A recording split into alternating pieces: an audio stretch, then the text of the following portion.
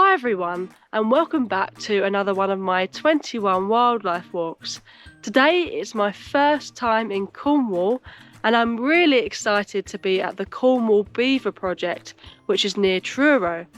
I've just been walking around the site here and seen lots of signs of beavers, and last night we came out when it was getting dark and I managed to glimpse a very brief sighting of a beaver, which was my first ever one. So really exciting. I'm really looking forward to walking around the site here and seeing how much wildlife there is and what benefits beavers can bring to an area like this. Beavers are large native rodents with brown fur, a broad tail and big orange teeth.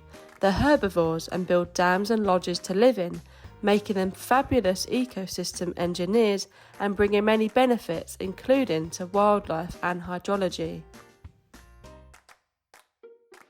So I've been walking around the Beaver site here for a little while now, and especially when the sun was out, it was absolutely buzzing with life, like dragonflies and damselflies, like common darter, emperor and blue-tailed damselflies. Also lots of butterflies as well, like speckled wood, red admiral, gatekeeper, and lots more. And just wandering around the site here, you can see there's lots of inlets and ponds made by the beavers pushing the water horizontally across this area here, which is a great habitat for these dragonflies, damselflies and amphibians as well.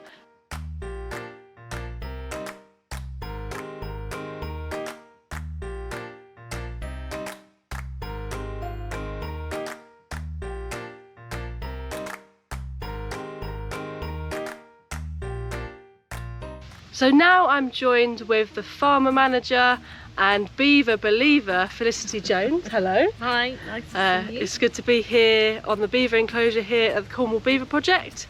So would you be able to tell us a bit about the Cornwall Beaver Project and how long it's been running? Yeah, sure. So the Cornwall Beaver Project was really a brainchild of my father, Chris Jones. And he's essentially, we had flooding further downstream in our local village of Laddock, and that was both in 2012 and 2013. So we did 2 years of looking at the hydrology of the site before the beavers came. We also did fish surveys and a number of other surveys looking at kind of what was here before the beavers turned up. Once the beavers arrived here in June of 2017, they just got to work pretty much immediately. Within the first sort of week and a half, they'd already started building their first dam. So it all kind of went off in quick succession.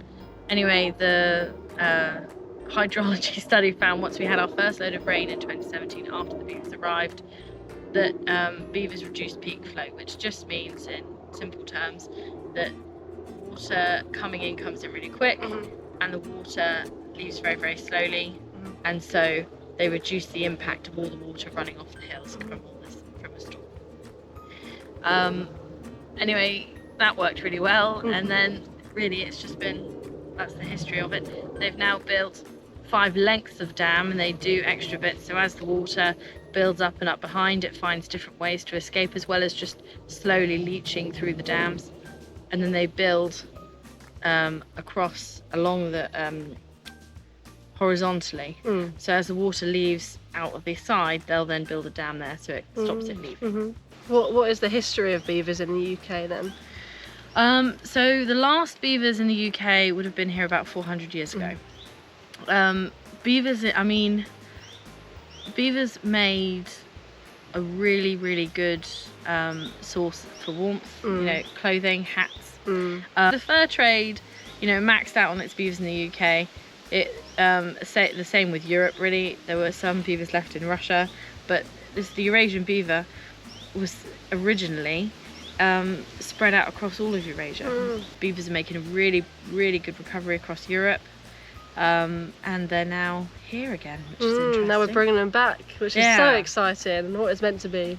For sure. I mean, there are certain places we'd say it's probably best not to put beavers. Anywhere where you've got arable land lower than our river systems, because that's just the way we've manufactured them. you know, we've got to be able to eat at the end of the day, but there are so many benefits for us to have beavers. And plenty of areas, you know, where we can bring them back. Yeah, for sure. Masses of spaces, particularly up along most of, you know, the west of the UK. So the southwest, Wales, and then as it sort of goes up to the north of England and western Scotland. It's really exciting to be here and just see, you know, the impacts of them.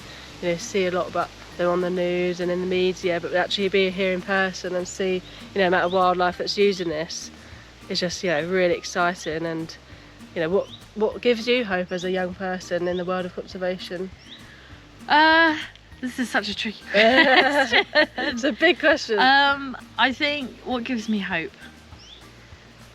it does feel a bit like more people are getting involved, more people are getting interested. I think, I mean, there's a lot of stuff that needs to be addressed.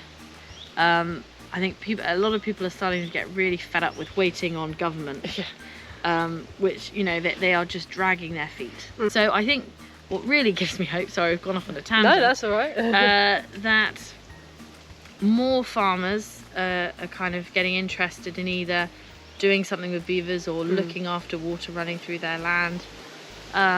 You know, you've got organisations such as the Pasture for Livestock Association.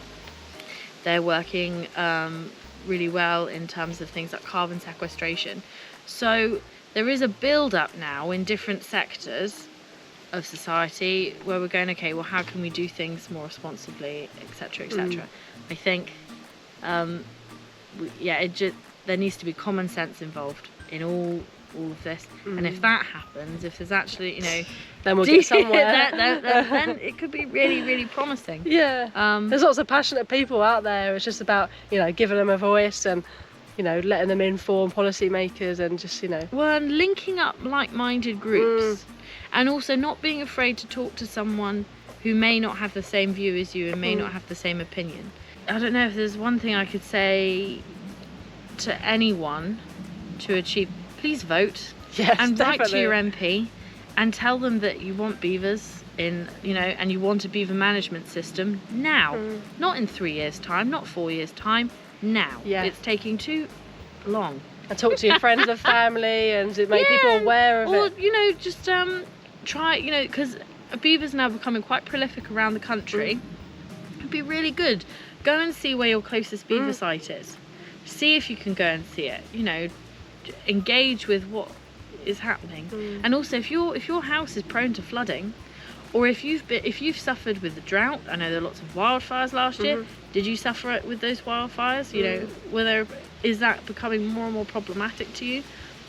Then, you know, beavers are the kind of thing that are gonna, you know, natural flood management options, natural water management options are going to be really, really key, and beavers make up a big part of that. Yeah, definitely.